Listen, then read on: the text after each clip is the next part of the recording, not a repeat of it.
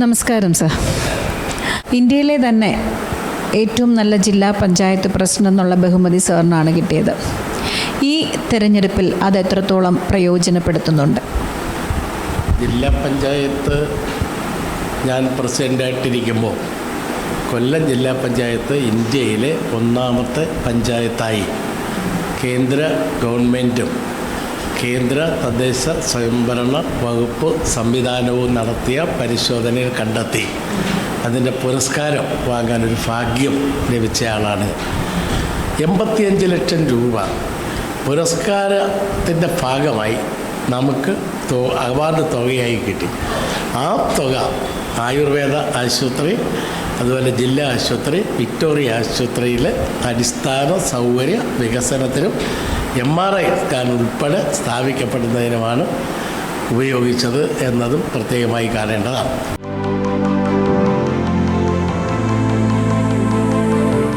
ഞാൻ ഇടതുപക്ഷമാണല്ലോ. ഇടതുപക്ഷത്ത് ഉള്ള ഒരു ഭരണസമിതി വലതുപക്ഷത്തുള്ള ഒരു സംസ്ഥാന ഗവൺമെൻറ് BJPയുടെ ഒരു കേന്ദ്ര ഗവൺമെൻറ്റുമാണ് ഇതെല്ലാം നൽകിയത് എന്ന് പറയുമ്പോൾ രാഷ്ട്രീയ പകയോ പ്രദ്വേഷമൊന്നും ഇല്ലാതെ എല്ലാവരെയും കൂട്ടി യോജിപ്പിച്ച് നന്മ നിറഞ്ഞ കാര്യങ്ങൾ ചെയ്യുമ്പോൾ അതിനേക്കാൾ മെച്ചപ്പെട്ട വേറൊന്നും ചെയ്യാനില്ലാതെ വരുമ്പോൾ UDA ഭരിക്കുമ്പോഴും LDFൻ്റെ പഞ്ചായത്തിന് നൽകേണ്ടി വന്നു, NDA ഭരിക്കുമ്പോഴും നമുക്ക് നൽകേണ്ടി വന്നു. അതൊരു മാറ്റമാണ്.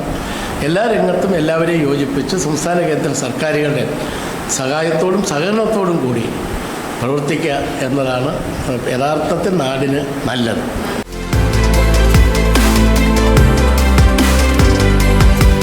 നിയമസഭാ തെരഞ്ഞെടുപ്പിലേക്ക് സ്ഥാനാർത്ഥിയായി നിശ്ചയിച്ച് നാട്ടിലിറങ്ങിയപ്പോൾ നാട്ടുകാർ ഇതെല്ലാം ഓർത്ത് പറയുന്നു, അത് പ്രചരണമായി മാറുന്നു എന്നതാണ് വസ്തുത. MLA ആയി കൊല്ലത്തിൻ്റെ സാരഥിയായി വരുമ്പോൾ നമ്മൾ ഇപ്പോഴത്തെ ഈ ഒരു അവസ്ഥയിൽ, നമ്മുടെ കൊല്ലത്തിൻ്റെ ഈ ഒരു അവസ്ഥയിൽ സാറിന് ഏത് കാര്യത്തിനായിരിക്കും മുൻതൂക്കം കൊടുക്കുക എന്ന് മനസ്സിലുള്ളത്? 3 കാര്യമാണ്.